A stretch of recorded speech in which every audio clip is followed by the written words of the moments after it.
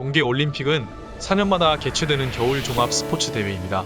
초기에는 동아계 올림픽이 같은 해에 치러졌었는데요. 1986년에 국제올림픽위원회가 대회를 분리시켜 2년 격차로 연다는 결정을 투표를 통해 최종 확정하였고 1994년 동계올림픽부터 이 결정을 따르게 되었습니다.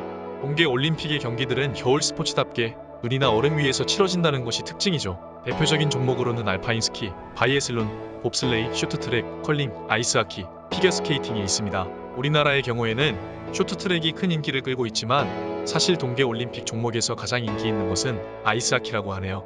빅토르 구스타프 발크는 올림픽 프로그램에 동계 스포츠를 추가하는 데 힘을 쏟았고 1908년 런던 하계올림픽에 피겨스케이팅이 채택되었습니다. 이후 1912년 스톡홀름 하계올림픽에서 별도의 동계 스포츠 대회를 한 주간 개최하려 했으나 무산되고 말죠. 우여곡절 끝에 1916년 베를린 하계올림픽에서 스피드스케이팅, 피겨스케이팅, 아이스하키, 노르딕 스키가 경기 종목으로 계획되었지만 제1차 세계대전의 여파로 대회가 취소되면서 다시 한번 동계 종목의 올림픽 진출은 좌절되고 맙니다.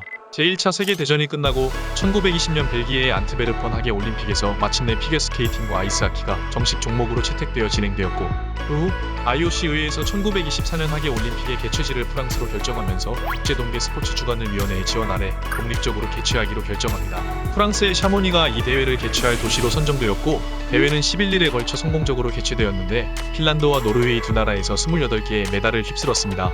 이 대회가 끝나고 1925년 국제올림픽위원회는 마침내 정식 동계올림픽 경기대회를 만들기로 결정하게 됩니다. 또한 샤모니에서 개최된 대회를 제1회 동계올림픽으로 기록하죠.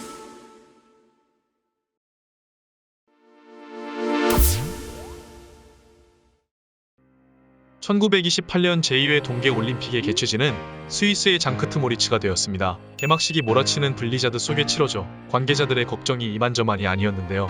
1000m 스피드 스케이팅 경기가 빙판이 녹아내려 도중에 취소되기는 했지만 다행히도 나머지 모든 경기와 행사는 온화한 날씨 속에서 치러졌다고 합니다.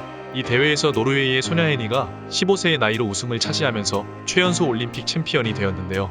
이 기록은 74년 동안 깨지지 않았다고 하네요. 제3회 동계올림픽은 1932년 미국의 레이크 플래시드에서 열렸습니다. 이는 처음으로 유럽 밖의 대륙에서 개최한 대회였는데요. 이때에도 온화한 날씨로 인해 눈이 내리지 않아 관계자들이 속을 태우지만 다행히 1월 중순에 대회를 개최할 수 있을 만큼의 눈이 쌓였다고 합니다. 이전 대회의 피겨스케이팅 챔피언인 소냐 헤니는 여전한 기량을 뽐내며 올림픽 타이틀을 지켜내었고 1920년 안트베르픈 올림픽 복싱 챔피언이었던 에디 이건이 남자 사인승 봅슬레이 경기에서 금메달을 따내면서 올림픽 역사를 통틀어 유일하게 하계와 동계 올림픽 경기 모두에서 금메달을 획득한 선수가 되었습니다. 제4회 1936년 동계 올림픽은 독일의 두 도시 가르미시와 파르텐키르헨을 합병하여 개최했습니다. 참고로 말씀드리면 이는 같은 국가에서 같은 해에 하계와 동계 올림픽을 모두 개최한 마지막 케이스입니다. 이 대회부터 알파인 스키 종목이 동계 올림픽에 포함되었는데 스키 강사들은 프로라는 이유로 경기에 참가할 수 없다는 규정이 있었습니다. 이에 항의하는 의미로 스위스와 오스트리아 스키 선수들이 시합에 불참하기도 했죠. 이어진 제5회 동계올림픽은 1940년에 일본의 삿포로에서 개최될 예정이었습니다.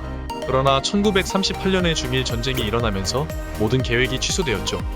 국제올림픽위원회는 어떻게든 대회를 진행시키려 했고 제2회 개최지였던 장크트 모리츠를 다시 한번 선정합니다. 그러나 스위스 조직위원회와의 논쟁으로 이마저도 취소되었고 이어서 벌어진 제2차 세계대전으로 인해 1944년 올림픽 개최까지 못하게 됩니다.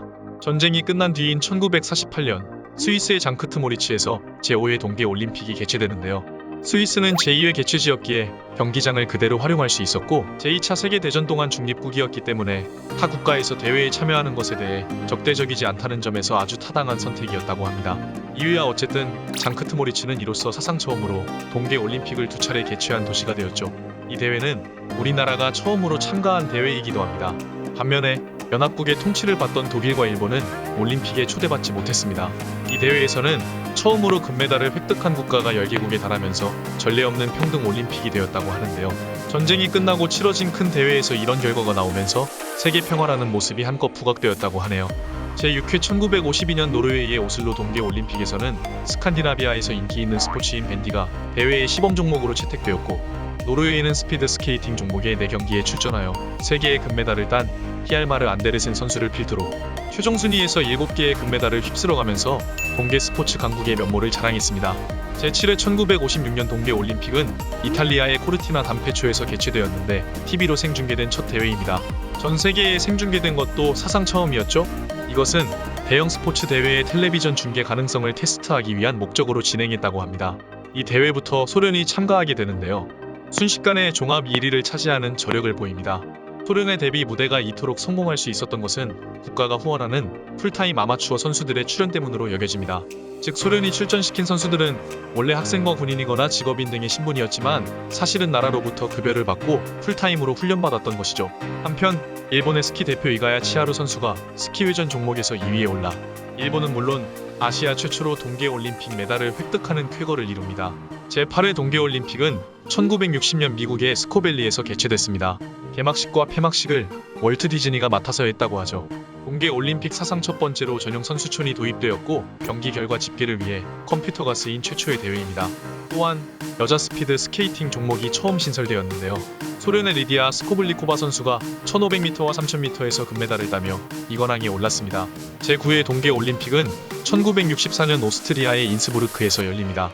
인스부르크는 동계 스포츠 휴양지로 이름난 곳이었지만 이때에는 눈이 너무 적게 온 탓에 오스트리아군을 투입해 눈과 얼음을 경기장에 공수하는 상황이 벌어지고 말죠. 한편 소련의 리디아 스코블리코바는 전 대회보다 더 높은 기량을 펼칩니다. 스피드 스케이팅 전 종목을 휩쓸며 4관왕을 달성한 것인데요.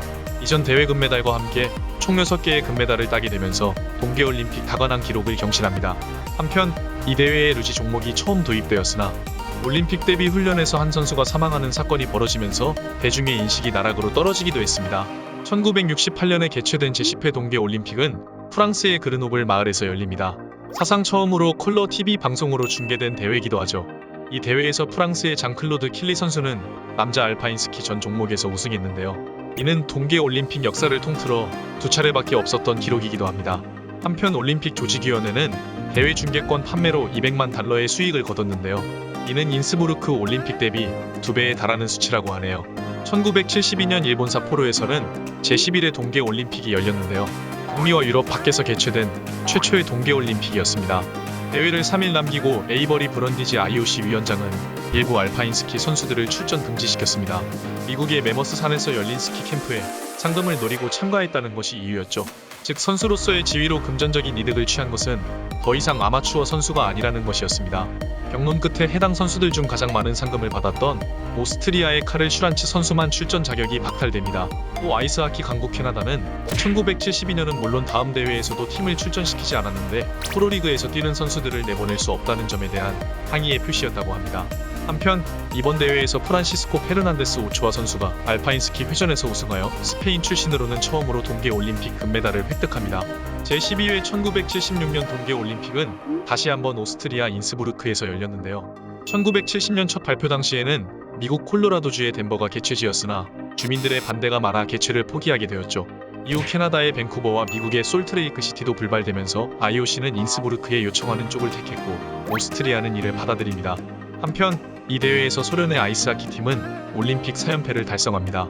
제13회 1980년 동계올림픽은 미국의 레이크 플래시드에서 다시 열렸습니다. 이 대회에서는 처음으로 국가 차원의 동계올림픽 보이콧 사례가 나왔는데요. 이 당시 IOC는 중화인민공화국을 올림픽 무대에 초대하고자 했고 중화민국 선수단 측에 선수단명과 국가를 바꿀 것을 지시하는 권고를 내리면서 결국 중화민국 선수단의 보이콧으로 중화인민공화국 선수단으로 대신 구성된 중국 선수단은 1952년 하계 올림픽부터 불참한 이후 처음으로 올림픽에 참가하게 되었습니다. 한편 미국의 에릭 하이든이 스피드 스케이팅 5종목에서 올림픽과 세계 신기록을 모두 달성하는 진품병을 선보이며 모두 금메달을 따내면서 동아계를 통틀어 한 대회에서 개인 종목을 가장 많이 우승한 기록을 경신하게 됩니다. 또한 리히텐슈타인의 하리 벤첼이 알파인 스키 회전과 대회전에 출전해 모두 우승하면서 리히텐슈타인은 세계에서 가장 작은 국가 중 하나임에도 불구하고 올림픽 금메달리스트를 배출한 국가라는 진기록을 세우게 되었죠.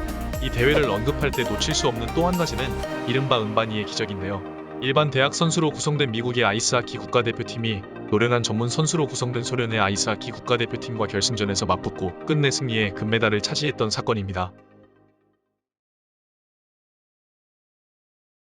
저희 스덕 영상이 마음에 드셨다면 좋아요와 구독 부탁드릴게요. 소리 덕후